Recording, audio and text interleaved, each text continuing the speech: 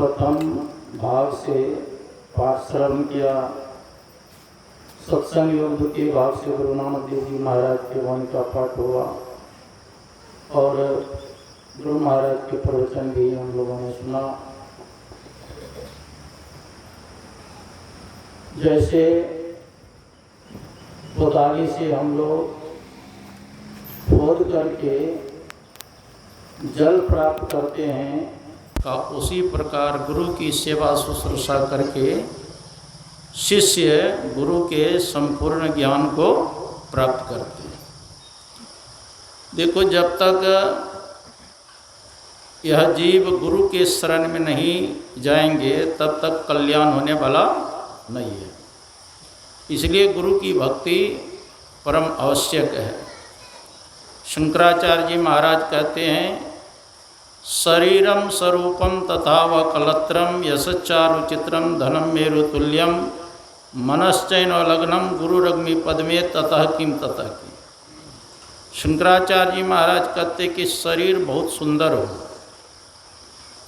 पत्नी भी सुंदरी हो, बाल बच्चे भी सुंदर हो और आपके पास संपत्ति कुबेर के समान हो, चारों दिशाओं में यश फैलता हो, इतना होने पर भी अगर गुरु के चरणों में प्रेम नहीं है तो कहते हैं ततः किम सब व्यर्थ गया व्यर्थ। विदेशे सुमन्य स्वदेशे सुधन्य सदाचार वृत्तेषु मत्तो न चन्य मनश्चैन लग्नम गुरुरग्नि पद्मे ततः किम ततः।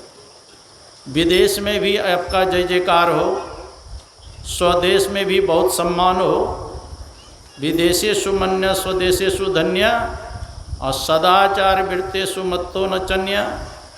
और ऐसा अहम मान्यता हो कि मेरे समान सदाचारी कोई नहीं हो, मतलब झूठ चोरी नशा हिंसा विचार पंच पापों में से मैं कोई पाप नहीं करता।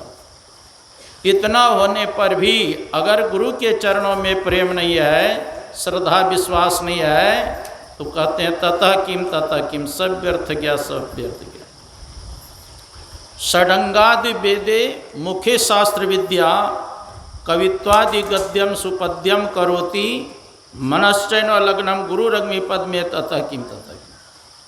कहते हैं कोई 6 शास्त्र पढ़ा हो, सिर्फ पढ़ा ही नहीं हो, कंठाग्र कर लिया, चारों वेदों को पढ़ा हो, सामवेद ऋग्वेद यजुर्वेद अथर्ववेद को भी पढ़ा हो, 18 पुराणों को भी पढ़ा हो, पढ़ा ही नहीं हो, उसको कंठाग्र किया हो और गद्य और पद में रचना भी करता हो, इतना होने पर भी अगर गुरु के चरणों में प्रेम नहीं है तो कहा ततः किम सब व्यर्थ।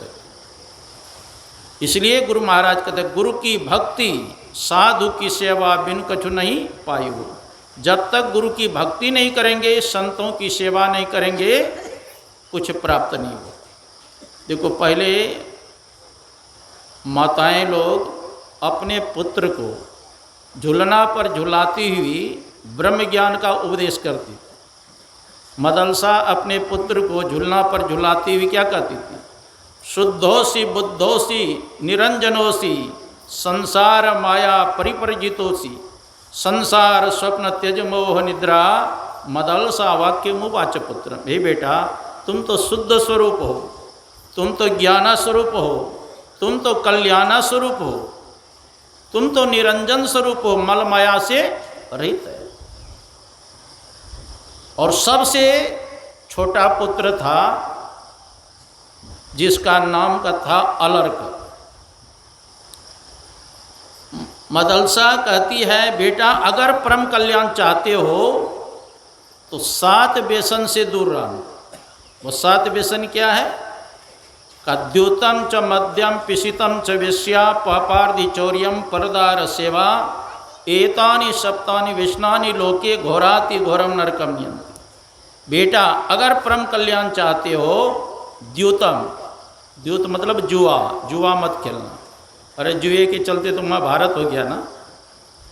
हाँ, युधिष्ठिर जी महाराज राजपाट सब हार गए। अब 5 भाई को दांव पर रखा, वो भी हार गए।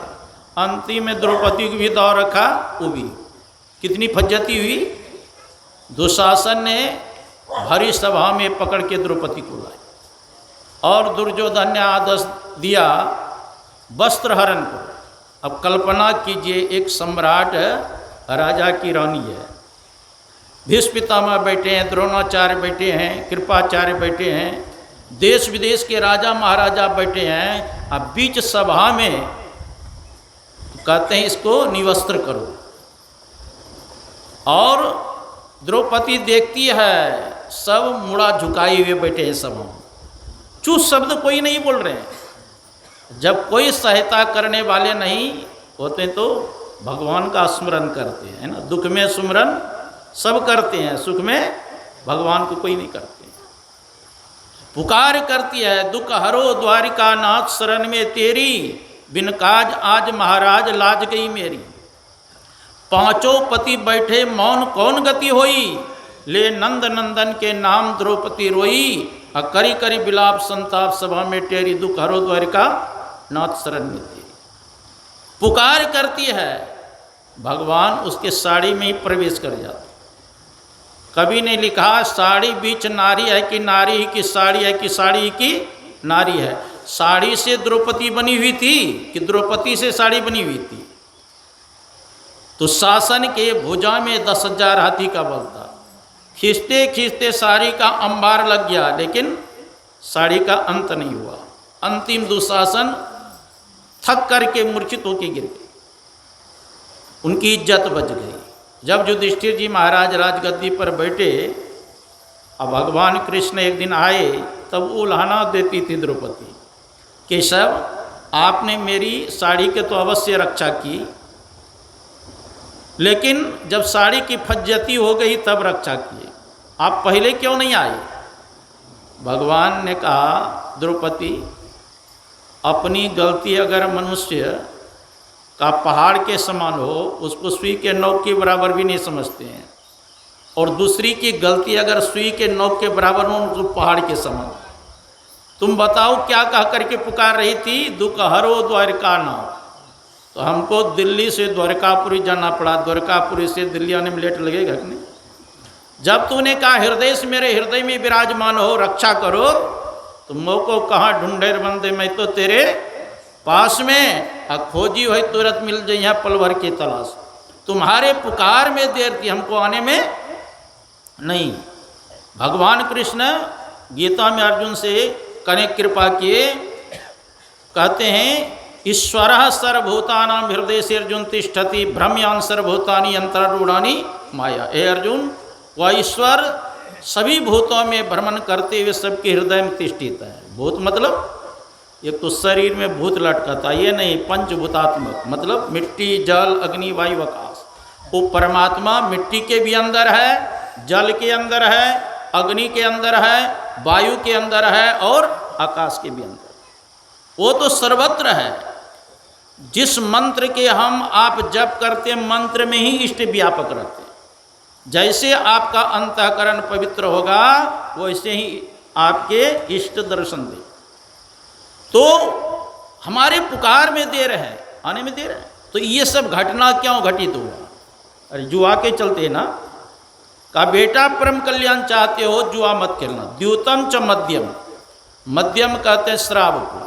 का बेटा अगर परम कल्याण चाहते हो, श्राप मत पीना। और श्राप पीने वाले को तो शुक्राचार्य ने श्राप दे दिया है। यो ब्राह्मणो अद्य सुराम पास्यति मंद बुद्धि। जो ब्राह्मण आज से सुरापान करेंगे वह मंद बुद्धि उभय लोक से भ्रष्ट हो जाएंगे और संसार में निंदित होंगे। इसलिए बेटा परम कल्याण चाहते हो तो श्राप मत पीना। दूतम च मध्यम पिशितम, पिशितम कहते हैं मांस को। कहा बेटा अगर परम कल्याण चाहते हो मांस भक्षण नहीं करना। संत कबीर साहब ने कहा, कने कृपा किए, कहता हूँ कहीं जात हूँ कहा जो मान हमार, और जाका गर तू काटियो सो फिर काट तो। जिस प्राणी का वध करेंगे वह फिर बदला लेगा। इसलिए मांस भक्षण नहीं करना चाहिए बेटा अगर परम कल्याण चाहते। द्यूतम च मध्यम पिशितम च वेश्या। का बेटा अगर परम कल्याण चाहते हो वेश्याओं का संग मत करना, उल्टा स्त्रियों का संग नहीं करना, नहीं तो नरक में जाना पड़ेगा। पापार्दी चोरियम, पापार्दी कहते हैं शिकार खेलने को। राजा महाराजा वे शिकार खेलते थे ना।